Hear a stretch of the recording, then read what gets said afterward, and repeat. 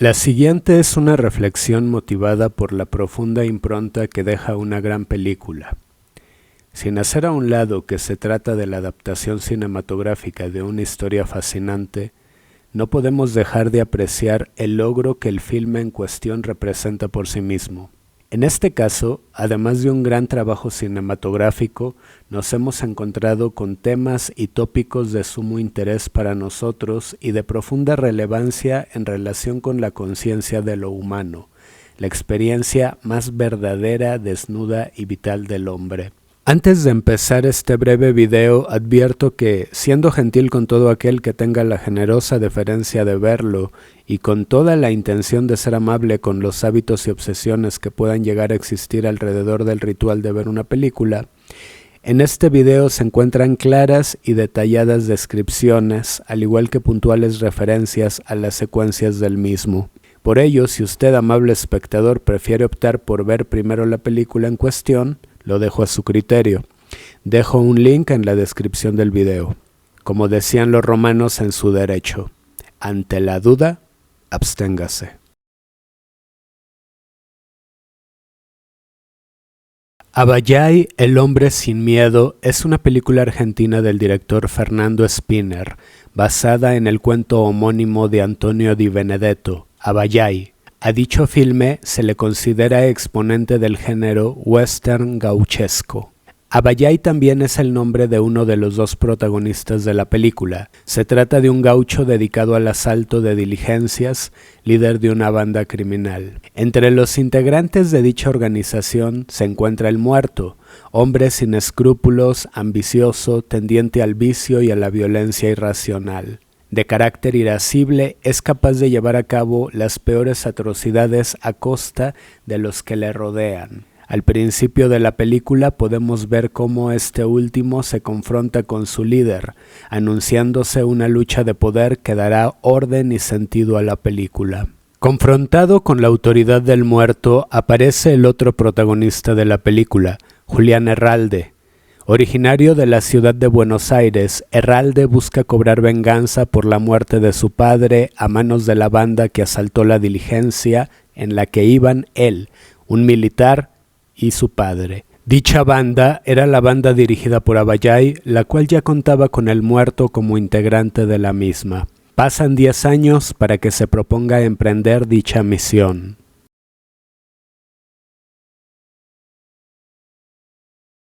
Cabe mencionar que ante el terrible evento que da pie al conflicto principal del filme, este último manifiesta una elipsis importante en relación con dicha circunstancia.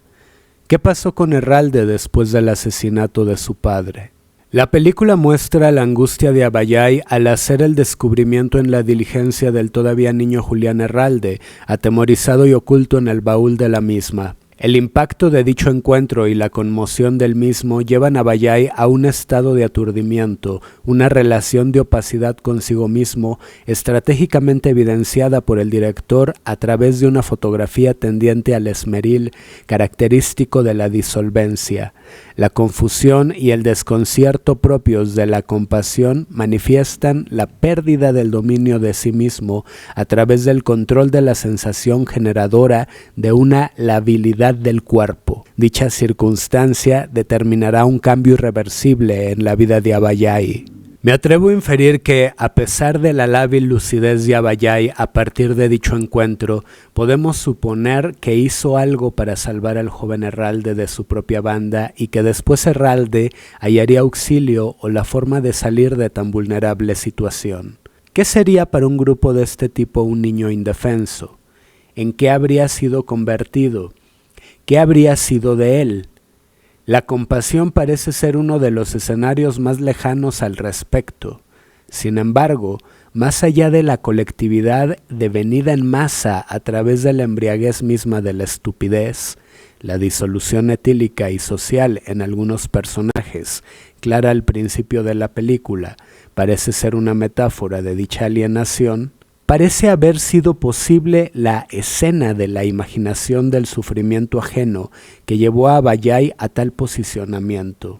Ello implica la inferencia de la generación de un mundo posible correspondiente a dicha escena, entendido como producto de la sensibilidad del bandolero gaucho. Fernando Spinner en 2 ocasiones nos ofrece la escena de dicho encuentro a través de un super close-up de los ojos del líder gaucho, que minutos antes había matado al padre de Herralde por llamarlo en la desesperación por proteger a su hijo gaucho ignorante.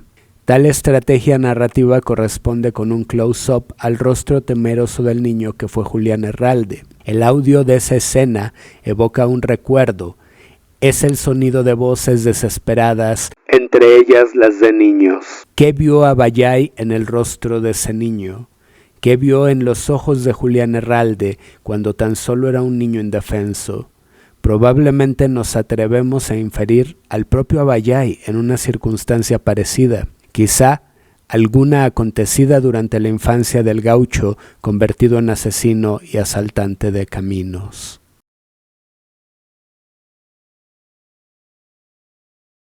Es ahí cuando el gaucho despiadado entra en la confusión antes descrita, como si se tratara de una nueva sensación o quizá alguna sensación perdida ante el olvido de su experiencia. Ya sea la novedad o el recuerdo, el quiebre del protagonista evidencia el desconcierto de ambos tipos de sorpresa, semejantes entre sí.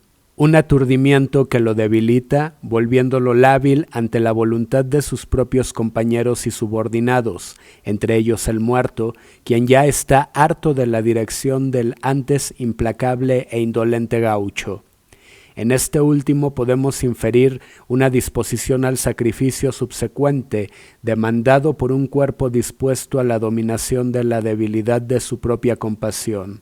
La disposición de un cuerpo a morir para renacer después de cargar sobre sí una historia ahora insostenible que se quiebra a través de la angustia de su protagonista, territorio y paisaje de la escena de su propia finitud. Abayay es el hombre sediento en medio del desierto de su cuerpo, atravesado por la sensación, la náusea y el vértigo.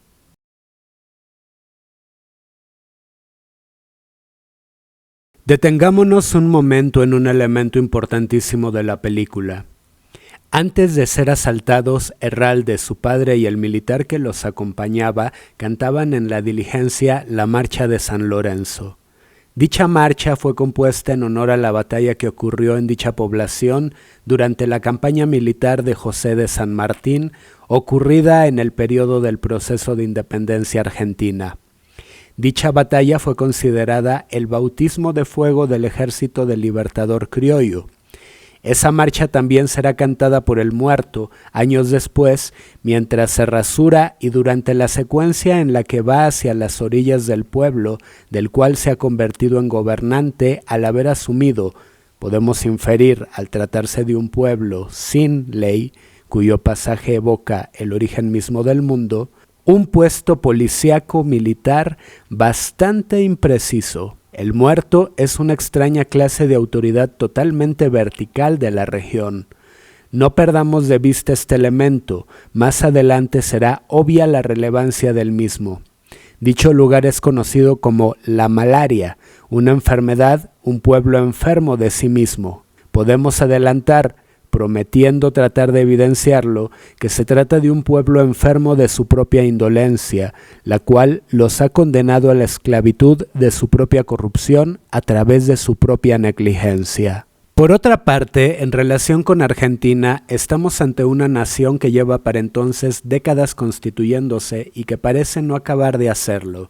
Se observa en el paisaje tucumano el contraste con el esplendor civil de lo porteño, muy probablemente de cepa europea, insinuado en la ilustración que denotan los modales de Julián Herralde, su padre y el militar de la diligencia, a pesar de lo poco que los hemos podido contemplar. Buenos Aires parece ser el beneficiario de la orfandad a la que el proyecto de la patria argentina ha decidido condenar al llamado interior de la República, dedicada a las labores más agrestes. Por cierto que Pablo Cedrón, actor intérprete de Abayay en la película, en alguna entrevista hizo referencia a la manera injusta en la que se subvalora al resto de Argentina en relación con Buenos Aires, al referirse con ironía al interior de la República como el inferior de la República. Este gesto del actor no de manera demerativa, todo lo contrario, sino de manera reivindicativa, en una ironía crítica de tan espléndido comediante, además de gran actor. Hay algunas posturas que consideran a Argentina un país macrocéfalo que pone al llamado inferior de la República al servicio de la ciudad de Buenos Aires. Lo pongo sobre la mesa sin asumirlo ante la falta de elementos que puedo aportar al respecto. Sin embargo, no creo que sea irrelevante al respecto que en la película, en tono de reproche y burla, el muerto le diga a Herralde: «Los porteños no son buenos para el trabajo del campo».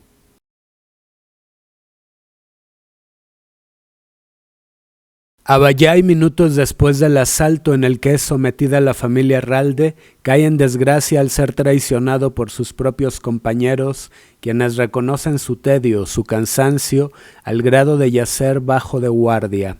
A Abayay ya no parece importarle el oro que han robado, antes motivo de todo lo que hacía anterior sentido de su vida. Confirman su confusión al ver su falta de reacción ante el hallazgo de una joven pareja que espera un hijo, la cual acaba siendo asesinada por los bandoleros ante la evidente falta de un líder que fomente y cultive su crueldad. Esa violencia sin sentido ha perdido pertinencia para el agonizante criminal. Abayay está mutando a través de la turbación de su cuerpo en busca de sí mismo, en escape de lo que ha sido, en imposible huida del sometimiento del dolor que le inflige su impotencia y finitud. Abayay lleva a cabo la peor de las confrontaciones con el más terrible adversario, uno mismo, guardián de nuestra libertad. Tal lucha es la transformación en algo más, tal parece ser el sentido de la misma. Tal es el portal hacia un especial tipo de muerte que nos permite comprender a la misma como el flujo cósmico en el que se manifiesta la continuación misma de la vida. La muerte es una ilusión, producto de la incomprensión de nuestro carácter, tan solo ser una minúscula fase de la inconmensurable dinámica del mundo. El muerto se cobra todos los momentos en los que, de la peor manera, Abayay le impuso su autoridad dándole una golpiza que lo deja en la inconsciencia. Se puede inferir que la sobrevivencia del ex líder de la banda, de la cual ahora el muerto tiene el control, se debe a que probablemente lo creyeron muerto, a Abayay por supuesto. Efectivamente, Abayay, el gaucho bandolero y asaltante de caminos, ha muerto.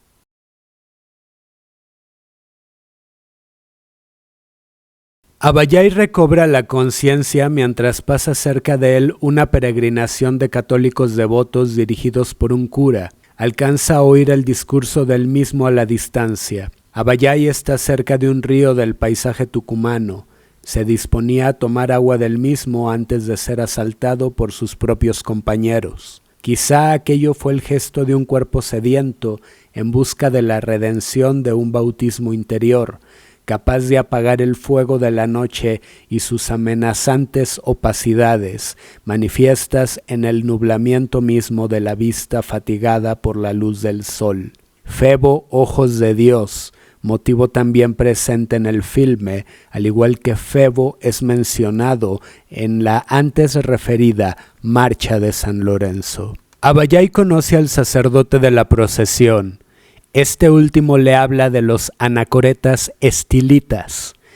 El cura hace referencia a los más importantes practicantes de dicha tradición, Simón el Mayor y Simón el Menor.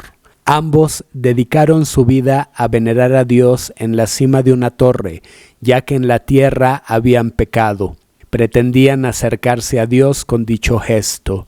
Decidieron pasar el resto de sus vidas en la cima de una torre, alimentándose de lo que fuera, insectos, roedores y la hierba que encontraran. Según el relato del cura, Simón el Mayor pasó 37 años en la torre. Simón el Menor estuvo en una durante 70 años. Abbayai, ante la vida que ha llevado, sorprendido por dicho relato y la promesa de purificarse de sus males cometidos, sus consecuencias y la adversidad en sí mismo que éstos han generado, opta por subir a su caballo para ya nunca bajar del mismo, con la convicción de jamás volver a hacer daño, para así purificarse de los actos cometidos y de sus consecuencias en sí mismo. La búsqueda de la redención de sus pecados, como veremos más adelante, se robustecerá al grado de ampliarse y convertirse en una vocación de servicio, la voluntad de ayudar a aquellos que lo necesiten. Dicho carácter conducirá a Abbayai finalmente a su destino. El efecto de ello será un culto popular a la figura de el pobre o el santo, epítetos designados por una población agradecida por dicho servicio ante lo agreste de la adversidad manifiesta en múltiples formas, incluyendo la implicada en los efectos de la crueldad del actual gobernador de la región. Abbayai ahora es un ser dedicado a la curación y atención de los enfermos y desvalidos, que será representado en las pequeñas esculturas rústicas de un hombre barbado, con sombrero, pelo largo y siempre montando su caballo.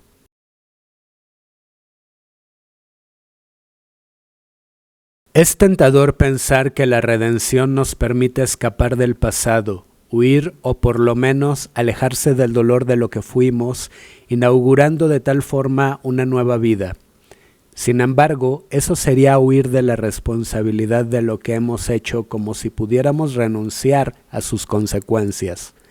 Las implicaciones de lo realizado como concretud de lo consumado. Estas se evidencian y manifiestan en nosotros, nos constituyen. Sin embargo, eso no implica que debamos cargar con el peso muerto de la culpa.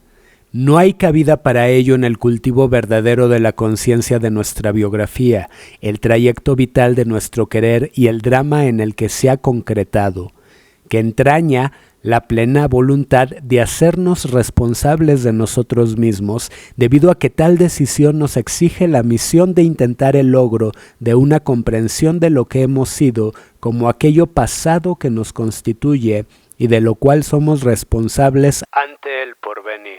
Una plena conciencia del ejercicio de nuestra libertad y la manera en la que ésta nos ha formado, al permitirnos ser testigos de la dinámica de nuestro deseo, ofreciéndonos las claridades necesarias para constituir prácticas que nos permitan un arte para guiar nuestro querer y llevar a cabo la realización de nuestra querencia. En eso consiste una poiesis de nosotros mismos.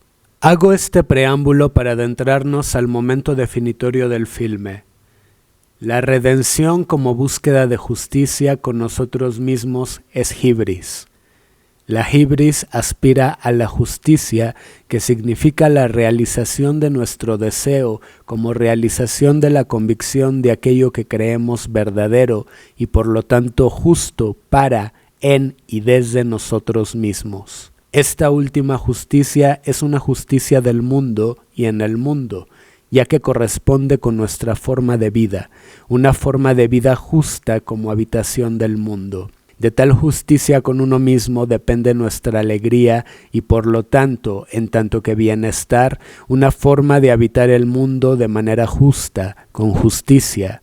Ser justo con el mundo como consecuencia de tener las condiciones para ello, en tanto que nos hemos hecho cargo de nosotros, somos responsables de nosotros mismos y por lo tanto somos capaces de un dominio autárquico y autónomo de nosotros mismos. Ser justo con nosotros mismos implica la congruente correspondencia entre nuestra querencia y su realización como la manera virtuosa en la que habitamos el mundo, por lo cual sería imposible un conflicto con el mismo. Siguiendo con esta digresión, problematicemos lo anterior. Aspirar a la justicia es hibris porque es una plenitud que se opone a la falibilidad de nuestra finitud. También dicha voluntad de justicia se confronta con el deseo de lograr algo que no depende de nosotros. Compartir la voluntad de dicha aspiración por más perfectamente racional que parezca, implica pretender que el mundo corresponda con tal expectativa, nuestra expectativa. Ello resulta infantil, ingenuo, histérico y neurótico.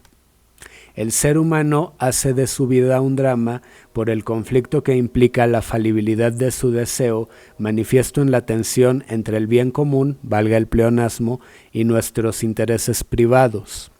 En dicha oscilación ocurren muchas cosas fuera de nuestro control, incluyendo una serie de decisiones y circunstancias propias y ajenas, dispuestas a la inconmensurabilidad de nuestra voluntad, nuestro conocimiento, las circunstancias y por lo tanto el azar.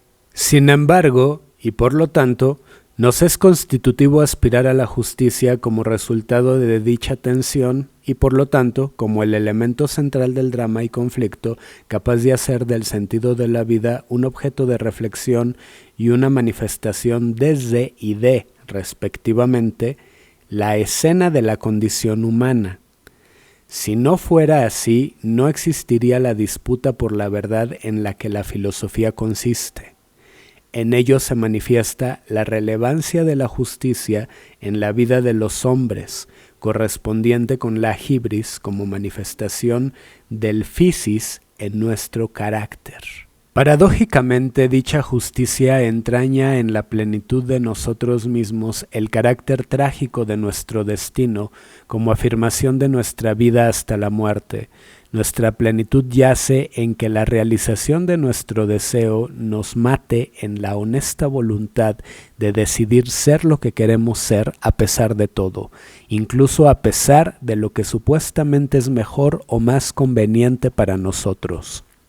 Esta postura hace patente la aceptación del peligro de la negación irracional, estúpida de la vida por parte de un nihilismo torpe, imperfecto, lo llamarían tradiciones como el budismo. Una inercia capaz de prolongar una existencia sin sentido y aletargada, una existencia que tan solo tiene como fin el retraso de la muerte ante el dominio de la sensación ocasionada por la incomprensión que significa el miedo a la misma, la absurda voluntad de posponer lo inevitable como si ello fuera posible, como si fuera evadible la determinación del carácter que se manifiesta en nuestro deseo como depositario de la más honesta y por lo tanto verdadera de nuestras voluntades, ligada inextricablemente a la physis y por lo tanto definida por nuestra finitud y la falibilidad que implica. En ello consiste la inmediatez de un aparente bienestar ligado a la insignificancia de una mismidad replicable, uniformante y normalizadora, en la que se basa la predictibilidad y lo predecible de una vida asignada por la monotonía, la aceptación resignada de la derrota, de la náusea, una muerte en vida atravesada por el sinsentido de hacer de dicha inercia el sentido de la vida, por considerar a esta última un valor en sí mismo con toda la hipócrita problematicidad que ello implica, el engaño de una satisfacción motivada por el pusilánime miedo a la muerte como incomprensión de la sublime magnitud de la vida antes expuesta. Ante la pírrica victoria de una nueva vida, la gloriosa derrota de nuestro carácter trágico, podemos caer en la ilusión de una imposible superación de la anterior cuando, en realidad, vida hay solo una. Las diversas facetas de la misma son correspondientes con un carácter que, si bien cambia, no deja de ser el mismo porque se trata de la misma fase cósmica mortal y finita con la cual habitamos nuestro cuerpo. No podemos dejar de ser nosotros y por lo tanto las conciencias posibles y correspondientes que ello significa, asumiendo a las mismas como experiencia del cuerpo. Es insuperable dicha concretud. Abayay cae en dicha trampa, no espera que el pasado lo busque, podemos inferir con ello una negación de la contundencia de sus actos. Julián Herralde ha sido estaqueado al confrontarse con el muerto, quien ha forzado a Juana a casarse con él. Juana, también apodada Negro, ha sido marcada como las yeguas con un hierro ardiente que tiene la forma de la letra M dentro de un círculo. Después de haber sido violada por el muerto, A la mañana siguiente logra escapar y liberar a un malherido Julián que, en su aprehensión y por lo cercano a su rostro de la detonación de una bala, ha quedado ciego. Sus ojos han sido lastimados por la pólvora y las sutiles cargas de metal del disparo. Con la esperanza de restablecerlo, Juana le pide ayuda a su padrino, un cordobés devoto del pobre. Le pide que convoque al mismo para sanar a Julián. Después de una serie de pasos y códigos para dicho contacto y de una travesía a lo más profundo y elevado de una breve cordillera tucumana, logran contactar al santo, quien atiende a Julián. Si bien el primer encuentro entre ambos fue hace 10 años, ahora el segundo es en condiciones muy diferentes. No hay mirada en la cual se puedan encontrar. Julián está ciego y desde esa ceguera logra reconocer a aquel hombre como el pobre del que tanto le ha hablado Juana, devota del mismo. Julián lleva consigo un dije tallado en madera, una figura de el pobre que le dio Juana. De cuando en cuando, Julián lo empuña para darse fuerza ante el sufrimiento de su convalecencia, más por ella que por el santo. El dije es símbolo de su amor.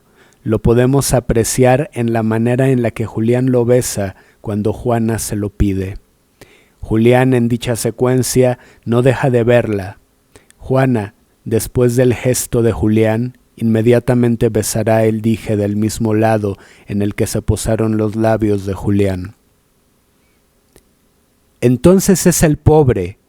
La gente le reza, le pide protección, le dice Julián a Abayay para hacerle ver que lo ha reconocido a través del amor que siente por Juana.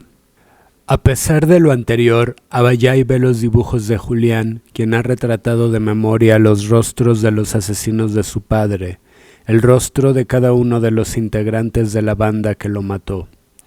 Destaca el rostro del muerto, el hombre ante el cual Abayay no puede ocultar, a pesar de su nueva vida, un desprecio por la manera en la que lo traicionó. Pero el rostro que más lo impacta es el de aquel que Julián después describirá como el peor de todos. Abayay se confronta con el rostro del hombre que fue dibujado fielmente por Julián. El único objeto capaz de evocar fielmente aquel evento es la daga de plata que le robó al padre de Julián durante aquel asalto y con la cual degolló al mismo. La tiene sujeta a su espalda con su cinturón. Julián también tiene un dibujo del arma en dicho registro.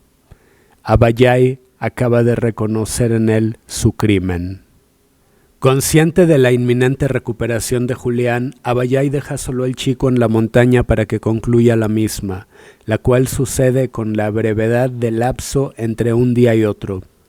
Abayay, manifestando conciencia de lo inevitable del destino, clava la daga de plata en un montón de tierra cerca de Julián. Cuando este último recupera la vista, rápidamente se percata del arma blanca, confrontándola con su dibujo de la misma. Es entonces que descubre que el santo, el pobre, no es otro sino el peor de todos, Abayay. De alguna forma, en ese momento, Julián confirma lo que le dijo Abayay durante algún episodio del tiempo en el que compartieron la tensión y convalecencia de la ceguera del joven porteño. Julián le confiesa al pobre: todavía tengo que seguir matando. Eso es terrible. Abayay evidencia su carácter de profeta, derivado de su vínculo con lo divino en la fisis. Vidente de ojos sanos, da cuenta de ser oráculo sin complejidad. Habla con la transparencia posible ante la incertidumbre, la claridad del estilita, curandero, lector de los signos de la naturaleza, los movimientos del cielo y de sus habitantes, los reflejos del sol, los sonidos del ambiente. hace de su entorno el lugar en el cual encontrar los materiales necesarios para llevar a cabo la artesanía que le permita sobrevivir en medio de la adversidad desértica de Tucumán, al igual que los remedios con los que garantiza la atención y subsistencia de sí mismo ante la gravedad del malestar y la enfermedad, los mismos con los que atiende a los que lo necesitan. Abayay afirma: y lo que viene después es peor. Así sentencia el pobre. Es la lucidez de un cuerpo que ha padecido en carne propia la decisión de matar. Abayay advierte el incesante apego de la venganza, el cual implica la irresponsabilidad de delegar en las inmediatas consecuencias que buscamos para los objetos de nuestra más profunda aversión la solución definitiva de nuestro dolor. La ilusoria creencia de que una vez aniquilado el objeto de nuestro desprecio, habremos acabado con dicho sentimiento tan incontrolable que es capaz de dominarnos. Ello es optar por el exterminio de la materialidad concreta de lo odiado. Se opone a la misión de hacernos cargo de la dominación irracional de tal sensación atravesando al cuerpo, nos lleva a dicha falta de dominio. Dejamos de ser señores de nosotros mismos al permitir que lo que despreciamos nos domine. Confundimos la aparente retribución de la venganza con la justicia. En ello Herralde, sin jamás reconocerlo, es sumamente parecido a Abayay. Es tan hibris como él, como cualquier ser humano. Manifiesta la actitud infantil de que el problema es lo otro y la condición concreta y material en la que se manifiesta, como si su padecimiento no tuviera alguna relación consigo mismo. ¿Puede dejar de haber alguna clase de intimidad con lo sentido, incluyendo lo odiado? Evado, niego y pospongo la responsabilidad de hacerme cargo de mí mismo. Elijo seguir siendo una víctima cuando opto por ser el victimario de lo que más desprecio. Me llama poderosamente la atención lo fácil que resulta inferir que, nuevamente, Abayay se ha visto en Julián. Se reconoce en la vulnerabilidad de la ceguera de la sensación que lo atraviesa, la venganza.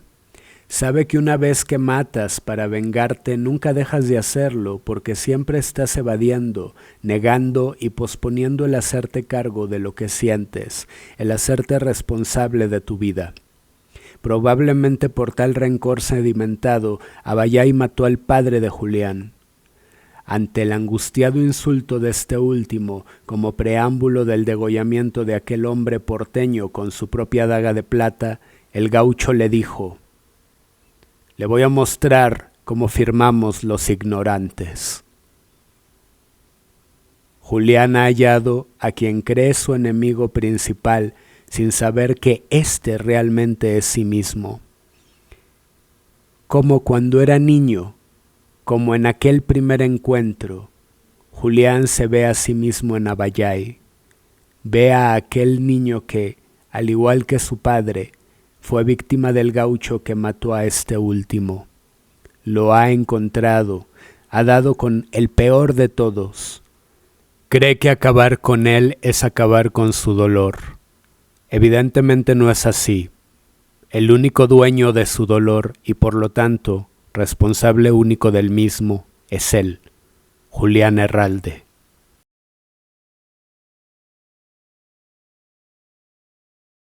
Sin embargo, antes de ir por Abayay, debe rescatar a Juana, quien nuevamente ha caído en manos del muerto.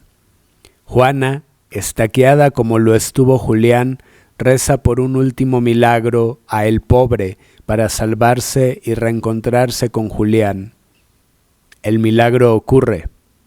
Para salvarla, Julián hace una alianza con el santo. Le dice al muerto: «Te traje algo que se te perdió hace tiempo».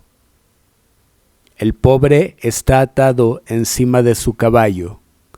Sin embargo, en la confianza de su supuesta victoria, El muerto no se percata de que Abayay está desatado y que de sus amarras flojas Julián puede tomar una pistola con la que se enfrenta a tiros con el muerto y sus hombres, logrando herir de muerte a 3 de ellos.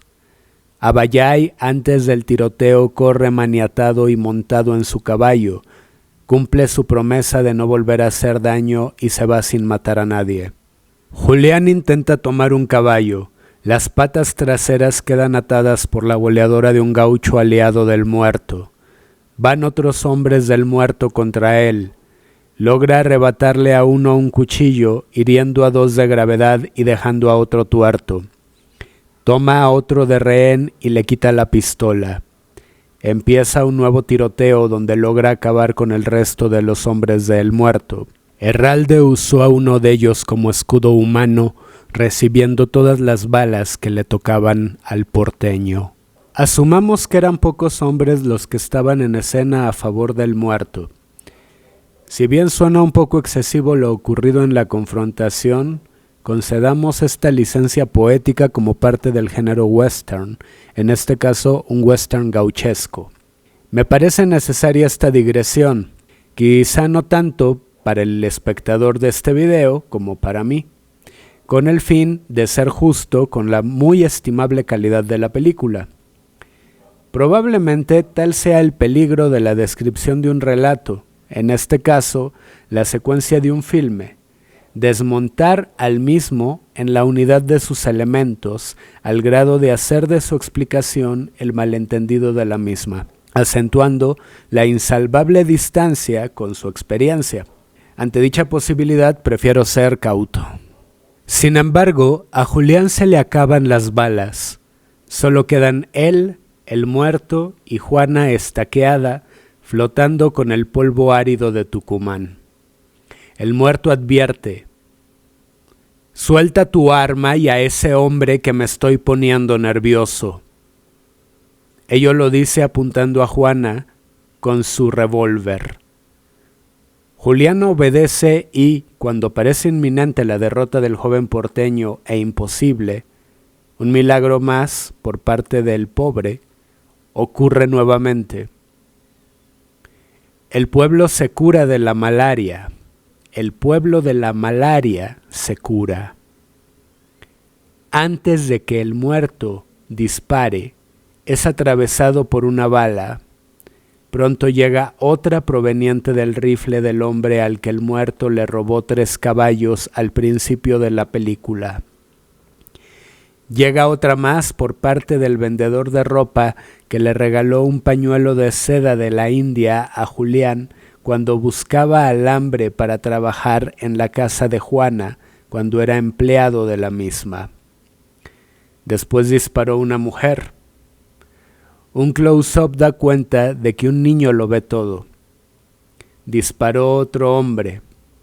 Al igual que el resto, lo hace con su propio rifle o pistola. Así fue hasta que cayó de bruces sobre el suelo aquel tirano y verdugo.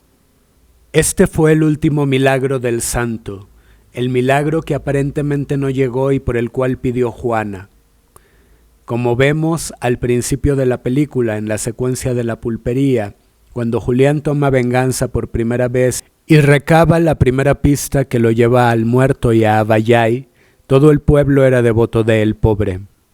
A pesar de su miedo, la única figura de bondad y altruismo en territorio tan adverso y ante el autoritarismo despiadado que sufría el pueblo era el pobre. En su imagen yace la memoria de la solidaridad como necesidad, la solidaridad necesaria para hacer de la vida en dicha circunstancia digna de ser vivida. Solo ello hacía posible una mínima alegría, solo compartiendo se podía tener algo que compartir. Siendo justos con el pueblo, perdón por la omisión, Juana logra escapar del muerto después de la secuencia del anuncio de su matrimonio, gracias a la ayuda de algunos pobladores que, además, también le facilitan la liberación de Julián y los 2 caballos con los que llegan con su padrino, el contacto que les permite encontrarse con el pobre, quien atenderá la ceguera de Julián. De la misma forma en la que la imaginación del dolor de Julián cuando era niño por parte de Abayay transformó a este último de un terrible delincuente en un estilita, el pueblo en su momento se transformó, empezando a curarse de la fiebre del miedo, cuando se imaginó el sufrimiento de Juana durante la fiesta en la que el muerto hizo de ella su esposa, al marcarla con el hierro ardiente con el que se señala a una yegua.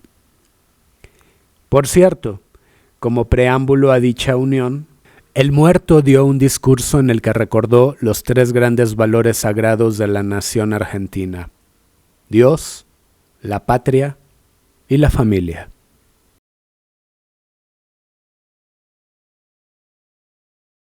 Estamos ante el último encuentro, la despedida entre 2 hombres. Para uno se trató de la búsqueda que dio sentido a su existencia.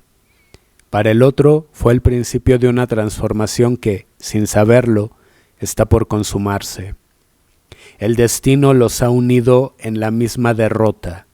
De ella depende el motor respectivo de sus vidas. Para el primero, el camino apenas empieza. Este es el principio de un porvenir más allá de lo que siempre ha creído, una incertidumbre que desconoce y con la cual apenas se confrontará. Para el segundo, todo lo que ha sido lo ha llevado hasta este punto porque, como bien nos enseña la tragedia, el destino es tan ineludible e inevitable como la muerte que lo sella. Herralde le pide a Abayay que se baje del caballo para pelear con él. Por supuesto, este último se niega fiel a su misión. Herralde no pierde tiempo y ataca con el mismo puñal, ahora recobrado, con el que el antiguo gaucho degolló a su padre. Es la pelea entre un joven a ras de suelo y un anciano montado en un caballo. Abayay se defiende con un carrizo que le sirve de bastón, el báculo de la anacoreta, tratando de evadir el filo esgrimido por Herralde. Este último alcanza el bastón de Abayay y parte su extremo haciéndole un filo. En el inútil intento de alejar al joven necio que quiere una pelea que el estilita no desea, Abayay empuja el carrizo, clavándoselo a un costado de la boca del joven porteño al interior de su mejilla. El grito es terrible, la sangre borbotea caudalosamente al punto de casi ahogar a Herralde.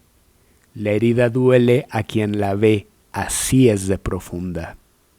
Abayay, haciendo un breve pero importante esfuerzo, saca su bastón de la garganta del joven. Queriendo ayudar a este último, baja del caballo, regresa a la tierra en la cual ha pecado. Se produce un contundente sismo, una trémula onda sobre el suelo impactado por las botas del antiguo gaucho, como si Abayay dejara de ser tan celeste y etéreo como un santo y volviera a ser tan pesado como el cuerpo de un hombre, tan denso como sus pecados. Vuelve el aturdimiento de aquel primer encuentro con Herralde, al que la desgracia sucedió como si nuevamente la anunciara. Así es. Abayay justifica el abandono de su misión ante el solar ojo de Dios que lo contempla. Fue por causa mayor. Se disculpa el antiguo gaucho e inmediatamente su pecho es atravesado por la daga de plata con la que degolló al padre del joven porteño. Es ahí cuando sucede el último encuentro, un close-up desde el emplazamiento de Abayay, quien ve a Herralde con gesto de llanto y duelo, empuñando el arma de su padre, atravesado por la conmoción de haber cumplido su destino como buen hijo de la Ibris. Es la mirada de Abayay viéndose a sí mismo al empezar la misión que lo llevó a una nueva vida, un hombre en pleno duelo por la pérdida de sí mismo que tendrá que resignificar el encardenamiento de sus pasos en medio del duelo de haber matado a un santo que pese a todo le ayudó más de una vez y en una de ellas le salvó la vida.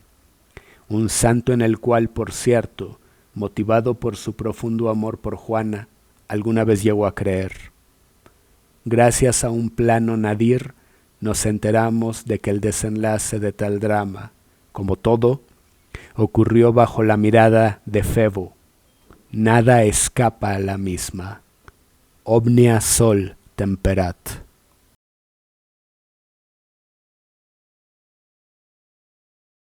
Juana le había pedido a Julián que no matara al santo. Él le había advertido que no podía dejar inconclusa su misión y que por ello tendría que partir. Juana, como buena hija de la Hibris, yendo en contra de su destino, acaba cumpliéndolo. Toma un caballo y sigue los pasos de Julián hacia el duelo final, el último encuentro, en medio de la oscura madrugada tucumana. Al llegar, encuentra a Julián ante la tumba de Abayay. Muy probablemente, consciente de lo que ha hecho, el joven ha enterrado el cuerpo del santo, habiéndose dado cuenta demasiado tarde, como siempre, de que había matado a otro hombre.